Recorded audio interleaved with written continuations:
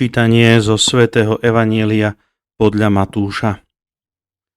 Jakub mal syna Jozefa, manžela Márie, z ktorej sa narodil Ježiš nazývaný Kristus.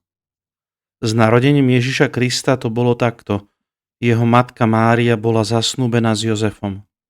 Ale skôr, ako by boli začali spolu bývať, ukázalo sa, že počala z Ducha Svätého.